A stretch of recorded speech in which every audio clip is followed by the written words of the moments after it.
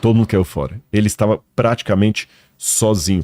Os únicos que ainda arriscaram chegar perto lá da cruz foram o discípulo amado, João, Maria, mãe de Jesus, Maria, mulher de Clopas, Maria Madalena, Salomé, que era irmã de Maria, mãe de Jesus, então a tia de Jesus estava ao pé da cruz, a tia de Jesus estava ali, e José de Arimateia e Nicodemos.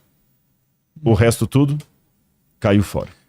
E eu acho que é importante, pensando aqui na cronologia dos fatos, esse é um momento já que, pelos relatos históricos, né, da brutalidade que criminosos eram submetidos nesse ritual antes da crucifixão, é muito provável que já pudesse ter algum tipo de hemorragia interna acontecendo, já pudesse ter alguma exteriorização também de sangramentos, que lá na frente eu acho que isso iam agravar mais ainda. Tem impacto, vão agravando.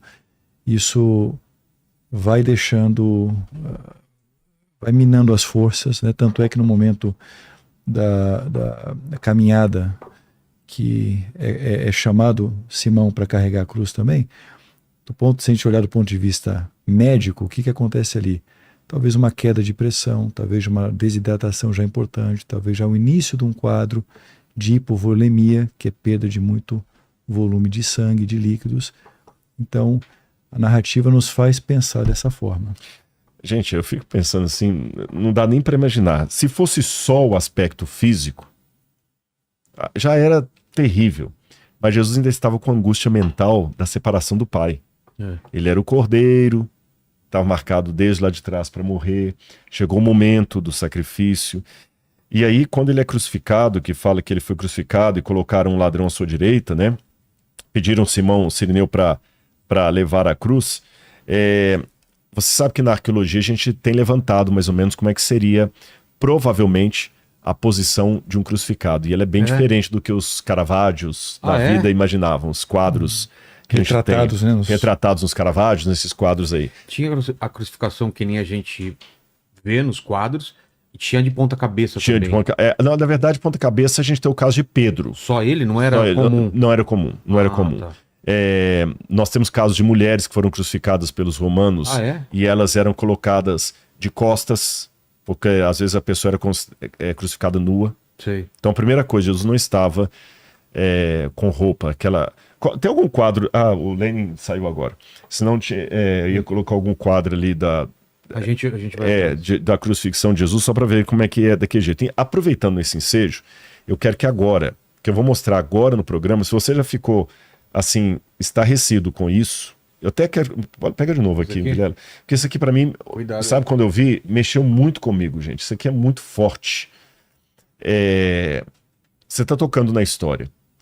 Você já imaginava que a coroa de espinho de Jesus podia ser um negócio desse jeito aqui? Porque no Brasil não tem esse espinheiro desse jeito aqui, né? Olha como é que é terrível isso aqui, é coisa real.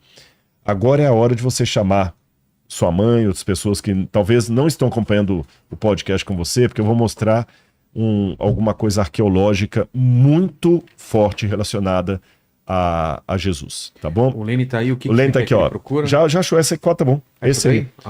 Normalmente, os quadros da cruz, eles não mostram todo o terror que foi. Ali você está vendo que Jesus está com um pano cobrindo as partes íntimas, não é isso? Os pregos assim com um pouquinho de sangue no pé, um pouquinho de sangue na mão. Mas foi muito mais terrível do que isso. Muito mais terrível. Para começo de conversa, os romanos não crucificavam as pessoas com paninho aqui. Não? Não. Então vou chocar vocês com o que eu vou dizer. Jesus provavelmente estava nu na cruz do Calvário. Qual é o motivo? Humilhar. Humilhar mais ainda. E antes que alguém pergunte, mas onde é que fala isso na Bíblia? Gente, a Bíblia fala que ele foi crucificado.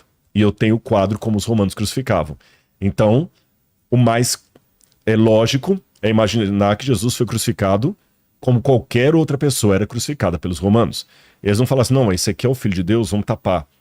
Então eles colocavam a pessoa nua para poder potencializar a agressão emocional contra ela. Então, eles não queriam matar apenas o corpo, eles queriam matar o moral da pessoa, sabe? O sentimento dela. Era uma tortura psicológica também. E eu não sei se já deu tempo do pessoal chamar aí os parentes. Eu vou colocar uma luva aqui, porque eu vou mostrar para vocês alguma coisa aqui. Sobre a crucifixão, e aí essa parte eu sei que o Dr. Ricardo vai ajudar a gente bem aqui, porque eu vou falar do ponto de vista histórico. Eu tô colocando a mão aqui, não é nenhuma cirurgia, não. Ele vai falar do ponto de vista médico. Eu coloquei essa luva aqui porque eu trouxe para mostrar para vocês, primeiro, esse exemplar aqui. Esse aqui é uma prótese. Qual câmera que eu mostro, Lene? Aqui, ó. Essa do meio aqui? Mais pra cá. Aí. Aqui? É. Ah, ok, já achei. Eu vi que o retorno. Aqui vocês estão vendo, na minha mão, é uma prótese de um calcanhar. Estão vendo aqui? Sim. E um prego atravessando o calcanhar. Essa é uma prótese. É uma prótese idêntica à que está no Museu de Israel. Qual é a história dessa prótese? O calcanhar, vou fazer assim para o pessoal poder ver, olha. O calcanhar com um prego atravessando o calcanhar. E vou mostrar para vocês uma outra coisa aqui. Isso aqui é um prego original de crucifixão. Tá vendo? Ele é grosso. É lógico que tá faltando a parte de baixo aqui, ele tá quebrado. É um prego romano típico de tradução, de crucifixão. Isso aqui é original, tem 2000 anos. Isso aqui é do primeiro século. Agora você pode me perguntar, Rodrigo, como é que você sabe que esse prego era para crucifixão? Vou mostrar mais um pouquinho para vocês os detalhes aqui, olha. Isso aqui é do acervo do MAB, e eu trouxe para vocês aqui, tá bem? Nós temos 3 pregos de crucifixão lá. Como é que eu sei que esse é de crucifixão? É simples, porque quando os judeus, na época de Jesus, morriam, eles tinham uma superstição que até hoje nós não sabemos qual a razão dela. Nós sabemos a superstição, mas não por que a tinham. Eles colocavam dentro do ossuário deles um prego de alguém que foi crucificado. E o judeu também carregava no bolso, como um amuleto de boa sorte, um prego de crucifixão. É como a história é feita de fragmentos, nós temos às vezes a informação, mas não temos o porquê dela. Então, durante algum tempo, os arqueólogos encontravam dentro de túmulos de judeus pregos como este. E até então pensavam, será que era prego para pregar o caixão do judeu? Não faz sentido porque o judeu não enterra ninguém dentro de caixão. Certo. Eles jogam o corpo na terra com tudo. E na época de Jesus, quando o corpo era colocado dentro de uma gruta, eles deixavam dentro da gruta e quando os ossos já estavam todos soltos, eles colocavam os ossos dentro de uma caixa de pedras chamada ossuário ou ossário. Não precisava de prego ali para pregar nenhum caixão. Não há nada que justifique a presença de pregos dentro de túmulos de judeus. Até que alguém, cruzando dados com a Mishnah, o Talmud e literatura judaica, falou, espera aí, esses pregos eram de crucifixão. Por que sabemos? Por 2 motivos. Em primeiro lugar, porque os judeus tinham esse costume de carregar pregos de crucifixão consigo até na morte.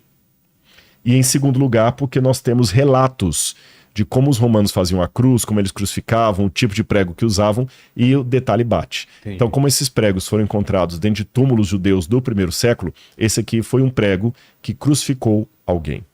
Assim como os pregos de Jesus. E o calcanhar com o prego atravessado que eu mostrei, da onde que ele vem? Em 1967, depois da Guerra de 6 Dias, os tratores estavam passando no subúrbio de Jerusalém, num bairro chamado Givat Hamivtar, e eles encontraram um túmulo antigo. E quando eles abriram o ossário daquele túmulo, e só estavam ali realmente os ossos do defunto, qual foi a surpresa do pessoal ao encontrar que o calcanhar do defunto tinha um prego? Vou pegar de novo aqui. Tá. O calcanhar dele tinha... deixa eu ver aqui. Oh, ok. O calcanhar tinha um prego atravessado. Tá vendo aqui, ó? Olha lá. Prego bem atravessado aqui. Você pode ver de vários ângulos. Então, esse foi o primeiro exemplar de um crucificado que foi encontrado. Não encontramos nenhum outro até 3, 4 anos atrás. Tá. Até 1967, nenhum tinha sido encontrado. Esse foi o primeiro. Aí você pode perguntar, mas por que só esse?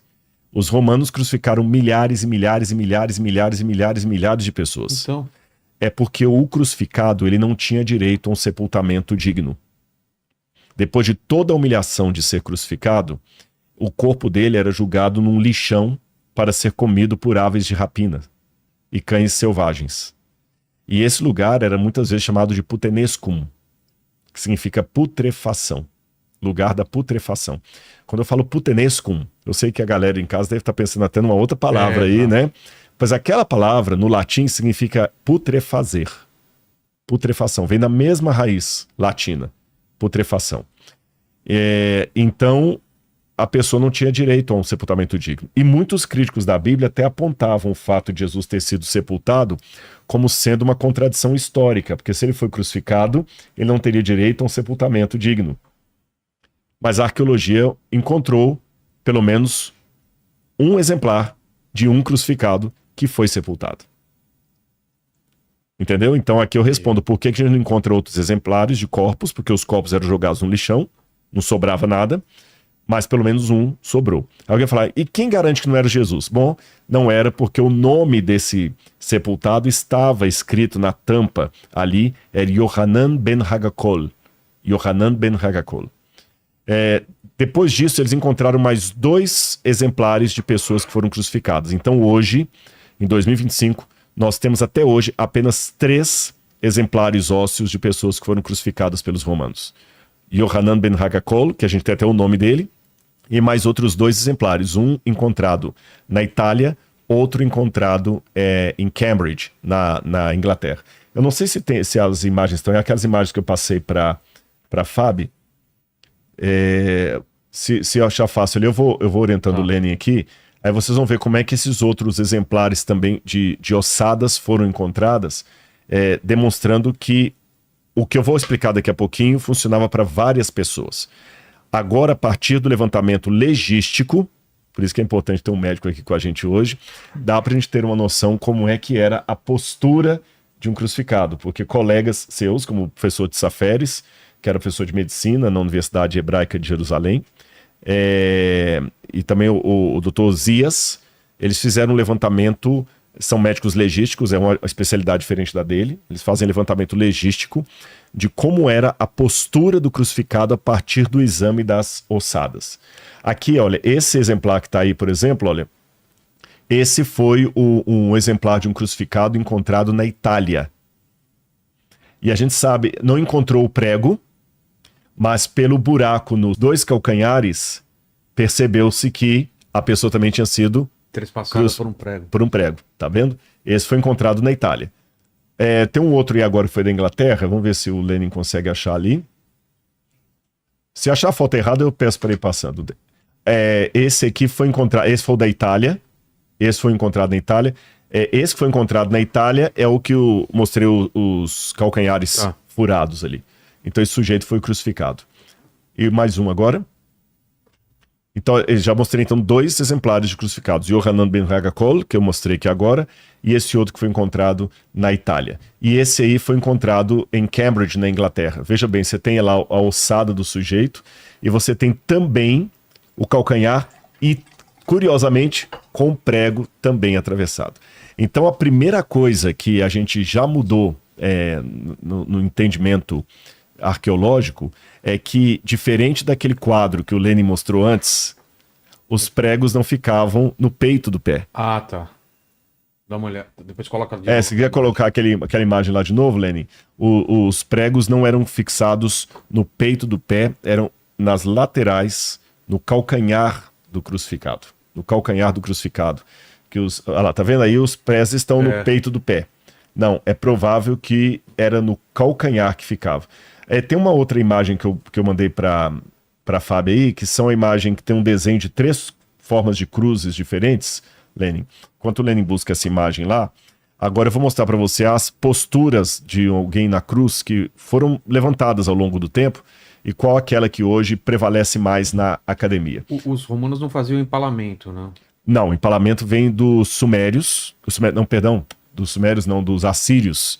Dos assírios, o empalamento começou com os assírios, depois foi aperfeiçoado pelos cartaginenses, e tornado ainda mais cruel pelos romanos. Então a cruz vem do empalamento. Ah, é? É uma evolução. É uma evolução do empalamento. O empalamento, para quem não sabe, faz tipo um espetinho de churrasco assim e pega a pessoa às vezes pelo ânus. Nossa. E rasga até aqui, né? Mas o empalamento é menos cruel do que a cruz. Sério? A pessoa morre mais rápido. Mais por rápido. isso. A cruz, ninguém morria por causa da cruz. A pessoa morria de desidratação e tudo mais, mas eles faziam de tudo para que o sofrimento durasse dias. Um crucificado demorava em média 3, 4 dias para morrer. Nossa. Por isso que quando Jesus morreu com 3 horas aproximadamente de crucifixão, Pilatos se surpreendeu quando ele recebeu a notícia que Jesus já havia morrido. A Bíblia fala que Pilatos se surpreendeu, porque demorava dias. E essa era a intenção, inclusive. E essa era a intenção, para humilhar mais ainda. Eu tenho aqui a forma A, B e C. A partir do achado de Yohanan ben Hagakol, os legistas começaram a imaginar como é que poderia ser a posição de um crucificado. Aí a posição A imaginava que a pessoa era colocada com as pernas abertas assim, e talvez o prego era colocado nos 2 calcanhares, um atrás do outro, e um pedaço de madeira ali. Certo. Depois a forma B, do meio ali, que era um prego atravessando os 2 calcanhares. Mas hoje, na academia, a possibilidade que mais tem adeptos acadêmicos é a posição C. Com a diferença que o camarada não era amarrado aqui, ele era pregado mesmo, tá bom? Mas os pregos eram colocados na lateral, assim. E nessa posição, até se o pessoal olhar em casa, vejam que nas 2 primeiras cruzes dá para ver isso melhor do que na terceira. Debaixo das nádegas tem um pedaço de madeira, tá bom? Esse é um banquinho chamado sedícula. Sedícula. E como é que era a questão? A pessoa imagina que eu tô aqui na cruz, os pés afastados, um pregado de um lado, outro de outro. Inclusive encontraram restos no original disso aqui de oliveira. Então o sujeito foi crucificado numa madeira de oliveira, que era a madeira que mais tinha lá em Israel. E aqui, com as mãos para cima, assim, a primeira coisa que muda é o meu tom de voz. Porque você comprime muito aqui os pulmões. Perceberam que minha voz mudou? Se eu faço assim, olha que eu não estou na posição exata de um crucificado. E aqui você, com o tempo, começa a perder a oxigenação, você começa a perder a capacidade de respirar. Aí você, para respirar, você tem que levantar. Aquilo no levantar, fazendo uma força ali do lado, doía demais. Demais o pé. E aí você caía de novo e se apoiava no sedícula. Que é aquele banquinho. Que é aquele banquinho. Aí quando eles queriam apressar a sua morte, eles praticavam o que é chamado de crurifragium. Quebrar as pernas para que você morresse asfixiado mais rápido. Que é feito com Jesus. Com Jesus ele não faz, mas faz com os 2 ladrões. Não. Quando eles vão verificar se Jesus tinha morrido, aí viram que ele já tinha morrido, aí eles quebraram as pernas dos 2 ladrões, que aí realmente eles morreram mais rápido. Entendi. E ao ver que Jesus já tinha morrido, ele só fixa a lança ali em Jesus e sai sangue, água. Que eu acho que o Dr. Ricardo pode explicar melhor esse fenômeno. Ricardo, é possível então sustentar um corpo a partir disso, pregos nos calcanhares, ter esse banco? É uma coisa possível de segurar um corpo assim? Eu ia até pedir para postar, eu tinha deixado as evidências científicas, isso tem sido objeto de muito estudo, viu, Vilela? Ao longo aí de décadas, até de século. A primeira publicação sobre isso foi ainda no século XIX. E como eu comentei no começo, eu até me surpreendi com tantos estudos em jornais científicos importantes. Obviamente nós não temos tantas evidências, não é algo que ninguém mais vê acontecendo.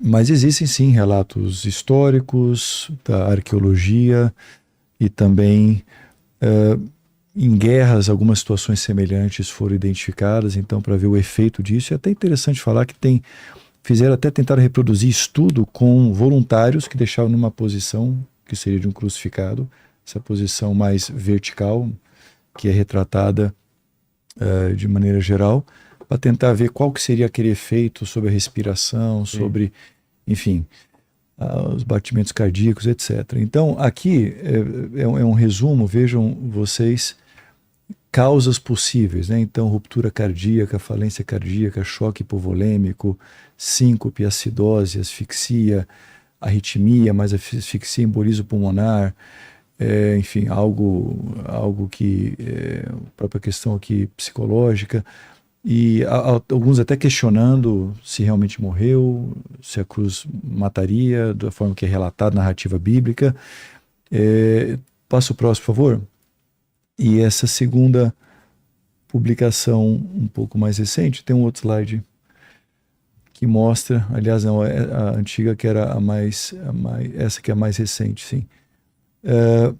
Vejam aqui também várias publicações com as referências, discutido por médicos, por fisiologistas, por pesquisadores. Asfixia parece o principal mecanismo que se chega à conclusão, mas não isoladamente, né? Então, como o Rodrigo falou, nessa posição você está aqui estirando um pouco a musculatura. O que é normal? Quando nós inspiramos, nós inspiramos e expiramos. Se você está, de certa forma, abrindo a caixa torácica, a inspiração se torna algo passivo. E aí o esforço é para expirar. Tá. E você precisa usar essas musculaturas, como o Rodrigo comentou, mas com o indivíduo ali pregado, né, numa cruz, ele acaba não tendo movimento, e imagina a dor também que você tem junto. Então, o trauma cardiovascular, o choque, eu acho que é um provável mecanismo associado, o choque hipovolêmico, porque nessa sequência toda que a gente estava discutindo, essas 24 horas e que vai se agravando nas últimas horas, existe uma perda de volume por conta do que sofreu, por conta dos espinhos, por conta do suar sangue, desidratado, sem estar recebendo hidratação adequada. Então, provavelmente, esse é um estágio onde já está num processo de choque hipovolêmico, não está conseguindo ventilar, asfixia. Pode retirar, por favor. Essa sensação de asfixia, pouco oxigênio entrando na corrente sanguínea, e aí começa a comprometer os tecidos. Esses tecidos eles vão também perdendo a sua função, então vai se perdendo líquido internamente, né, vai separando, vai passando para outras cavidades, até o momento que o Rodrigo comentou, que é descrito, né, na escritura, que onde tem uma lança, né, que ela é perpetrada contra o corpo de Jesus, e sai água e sangue. Então, o que seria essa água e sangue? Provavelmente, então, você tem perfuração aqui de cavidades, talvez um derrame pleural, derrame pericárdico, onde você tem ali já... Acho que tem até uma imagem disso aí. Soro, né? Mais esbranquiçado, que relata como água, e alguma outra cavidade, talvez o próprio coração, onde você tem, então, sangue saindo, né? É uma coisa... E isso tudo baseado nesses estudos, né, que tentaram se aprofundar bastante com as informações que existem, e também o que a gente conhece de fisiologia. Eu não sei se com aquela imagem, humano, doutor, fica mais claro para o pessoal. Pode, por favor. Tem uma imagem aí, Lenin, que é Jesus assim, com alguém enfiando a coisa assim, mostrando o coração por dentro e tal, que eu acho que vai ilustrar melhor o que ele está dizendo, para a gente tentar entender o que aconteceu. Mas algo interessante dessa narrativa é que tem até aqui uma citação de um dos jornais que fala o seguinte, que os romanos, esse era um método muito utilizado, né, pelos romanos. Não é esse não. Isso aí é só a reconstrução do todos os dias. Muito utilizado pelos romanos de execução, né, de criminosos, enfim, condenados. E havia sim essa preocupação de saber, tinha uma citação que ninguém desce vivo da cruz, né? Então, para chegar com uma lança ali, eram indivíduos que estavam acostumados a fazer isso, né? Eles tinham motivo para fazer, sabiam aonde avançar. A descrição bíblica é que foi um centurião que foi lá fazer isso, e o aspecto do líquido que saiu para ele já era um indicativo que realmente o indivíduo estava sem vida, né? Está falando do sangue e água. Sangue e água, exatamente. Olha lá, o que que é isso, Rodrigo? Eu vou ler a passagem bíblica, que aí ele dá a explicação médica. Tá. Eu queria só fazer uma pergunta que fizeram aqui, né? Como pode Jesus, a Maria Macileide, como pode Jesus ter sido furado pelos calcanhares se nas escrituras diz que nem o osso seria quebrado? Não foi, né? Boa pergunta. É, porque ali no calcanhar você está pegando justamente a parte da cartilagem. Ah, E mesmo assim foi furado, não foi quebrado. Nem o osso seria quebrado. exato. Entendeu? Ali não seria uma questão de quebrar. Ele foi furado na parte da cartilagem aqui, porque aqui você tem o tendão, tem a cartilagem. Então você consegue ter uma firmeza que segura o corpo, mas não quebrou nenhum osso. Não houve necessidade de ruptura de osso. Mas provavelmente, assim, do ponto de vista de causa, se a gente pudesse falar, deve ser um combinado dessas causas todas, não tem uma causa isolada, são muitos fatores que estavam acontecendo simultaneamente que levaram a um colapso, a uma falência total dos órgãos, rapidamente. Não, é que a pergunta dela é diferente, a questão por que a gente Não, fala sim, eu entendi. Não, só antes de você comentar, eu só queria complementar, mas por favor. Eu lá, quero ler a então, passagem bíblica que diz assim, João capítulo 19, versículo 31 em diante. Então, para que os corpos não ficassem na cruz durante o sábado, visto que era o dia da preparação e era grande o dia daquele sábado, os judeus pediram a Pilatos que fossem quebradas as pernas dos crucificados e fossem tiradas da cruz. Então, das cruzes. Então você sabe, né? Porque aí a pessoa morre mais rápido. Os soldados quebraram as pernas dos homens que tinham sido crucificados com Jesus. Primeiro de um, depois do outro. Quando, porém, chegaram a Jesus, vendo que já estava morto, não lhe quebraram as pernas. Mas um soldado lhe abriu o lado com uma lança, e logo saiu sangue e água. Aquele que viu isso dá testemunho, e o testemunho dele é verdadeiro.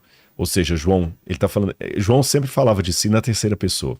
É o discípulo amado, mas era ele mesmo. Ele viu isso. Então ali eu não sei se isso facilita a sua explicação. Sim, doutor, provavelmente o que pode ter acontecido nesse desenho. O texto bíblico não fala qual lado, mas a gente pode imaginar que talvez o lado um pouco mais à esquerda, onde está localizado o coração, aí perfurando a cavidade pulmonar e também a cavidade cardíaca, justificaria ali, né? Com líquido já acumulado, até pela própria postura também.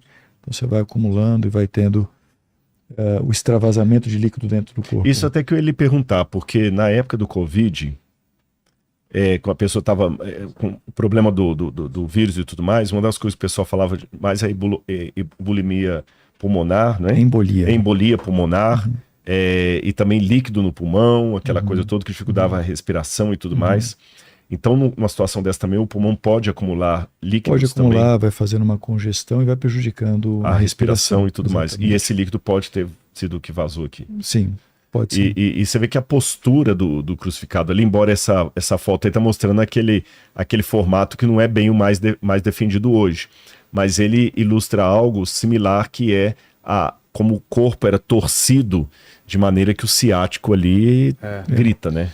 Você tinha, voltando aqui para uma pergunta que você tinha feito, acabei não respondendo, se a mão, né, um prego na mão poderia sustentar um corpo. Rasgaria, né? Ou seria mais aqui na região do punho. O que esses estudos mostram, baseado em alguns achados também de situações semelhantes, é que se fosse apenas um prego na palma da mão, não sustentaria. Precisaria ter uma corda também, alguma coisa a mais, ou já se fosse no punho, sim, poderia sustentar. É o que os estudos mostram. Se bem que tem um outro detalhe também, que o doutor... Aqui tem alguns que defendem a possibilidade de ter sido na mão, porque tendo a sedícula, que é o banquinho... Sim, se tiver. Eu digo se não tiver nenhum outro apoio. Tendo sedícula, então ele não rasgaria, né? Isso. Porque com apoio, sim, mas sem o apoio... Porque Isaías fala, nas palmas das mãos tem o gravado, e ele mostrou para Tomé as mãos e os pés. Sim. Então aí tem duas explicações. Um pensa que Yad pode ser tudo isso aqui, ou que ele mostrou para Tomé só as palmas das mãos. Sim. E tem mas uma coisa que se mostra muito, todos esses artigos, é que, como você bem comentou, Rodrigo, a grande variabilidade, né? Como os romanos faziam isso, assim, sem média execução, né? E sempre com tons de crueldade. E tem um doutor chamado Frederick Zugby, que você mencionou aquela hora que usaram até cadáveres e tudo mais. Ele foi um deles, ele era um anatomista de Nova York, meio malucão. E ele usou tanto voluntários que ele criou um tipo de luva especial que ela tinha a mesma rigidez de uma pele humana. Sim. E ele colocava as pessoas para lá e ele percebeu que o corpo não inclinava nesse forma humana, que foi depois do Yohanan Ben Haga-Kol. E ele também usou cadáveres de indigentes ou que a medicina dava, e ele colocou e o corpo não caía, porque quando você coloca os pés para trás, daquele jeito que eu falei, e apoia a cedícula aqui, o corpo ele não tomba para frente, ele fica forçadamente para trás, porque se eu prego aqui, ó, ele não tem como cair para frente. Só que isso dificulta demais a respiração. Então é uma coisa humilhante. A pessoa, ela ficava agonizando dias e dias ali, era insultada vez pós vez, sabe? Então, assim, era algo terrível. E eu fico até muito emocionado de falar isso. E de um lado de um médico, né? Até agradeço ao doutor Ricardo por ter vindo aqui, porque ser médico clínico, acadêmico como ele é, diretor da faculdade de medicina, em Hortolândia, né? Que lá é no mesmo UNASP que eu dou aula, só que no campus Hortolândia. Faculdade de Ciências Você Médicas. conheceu o campus de Engenheiro Coelho, onde tem o museu. A Faculdade de Ciências Médicas fica no campus de Hortolândia. E ele é o diretor de lá, um dos coordenadores e diretor do curso. E que ele falaria com mais propriedade essas questões médicas do que eu. Agora, apesar de toda a alegria e satisfação de estar com o médico aqui, o que eu vou falar agora no programa parece que vai desautorizar tudo o que ele falou e toda a conversa que tivemos até aqui. Sabe o que eu vou falar? Tudo isso que foi descrito aqui não foi nada. Como assim?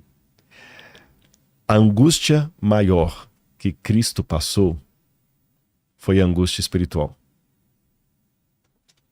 Porque se Jesus sofreu apenas a parte física, que diferença haveria entre a morte de Jesus e a morte de uma outra pessoa que também morreu crucificado? Jesus não foi o único crucificado. Tinha dois ladrões do lado dele. Tinha dois ladrões do lado dele. E a descrição médica que você deu aqui para a crucifixão valeria para Jesus ou para qualquer outro dos milhares e milhares e milhares e milhares e milhares de pessoas que foram crucificadas. Então, se eu não fosse um religioso, eu perguntaria assim, tá, que pena que Jesus passou por isso, mas qual a diferença? Qual a diferença? A diferença, meus amigos, não está naquilo que nós vimos, mas está naquilo que nós não vimos. O Vilela está com um crucifixo aqui no peito. Não sei se dá para mostrar aqui, olha. Por que você tem a representação de Jesus crucificado e não de Yohanan Ben Haga-Kol ou qualquer outro que foi crucificado?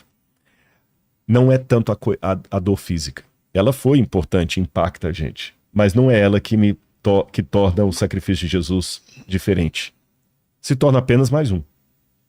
Mas a dor espiritual que ele passou, ninguém experimentou. O livro de Hebreus fala que ele sofreu a morte por toda a humanidade. Isso significa, Vilela, doutor Ricardo, você que está me assistindo, pensa agora naquele momento de maior angústia de sua vida. Você quase acabou com sua vida, que você pensou que não tinha mais saída. Pensou? Pensa em todos os momentos angustiosos da sua vida. Pensa em toda a culpa que você já carregou por alguma coisa que você fez de errado. Agora multiplica isso pelos bilhões e bilhões de vidas que estão ou já passaram por esse mundo. E ainda por aqueles que vão nascer. Pega tudo isso e coloca num único ser humano, Deus em forma humana, na cruz do Calvário. Foi a dor de Cristo naquele momento. Quando ele clama, Elahi, Elahi, lama sabachthani. Deus meu, porque me desamparaste? Uma ruptura de dor terrível. E logo depois, quando ele fala, Pai, nas tuas mãos entrego o meu espírito, ele estava entregando realmente a vida para que eu e você possamos não sofrer para sempre. Então sabe o que significa tudo isso? Eu vou dizer para você. Toda a dor que eu já enfrentei, que eu enfrento, ou que você enfrenta, ela tem data de validade. Sabe por quê? Porque ele morreu na cruz do Calvário. É porque ele morreu na cruz do Calvário que você pode ter esperança hoje de rever, através da ressurreição, aquele ente querido que a morte levou. É porque ele morreu na cruz do Calvário que você hoje tem a possibilidade de ser salvo, aceitando-o como seu salvador pessoal. É porque ele morreu na cruz do Calvário que talvez você hoje tenha a oportunidade de estar vivo, desdenhando de tudo isso.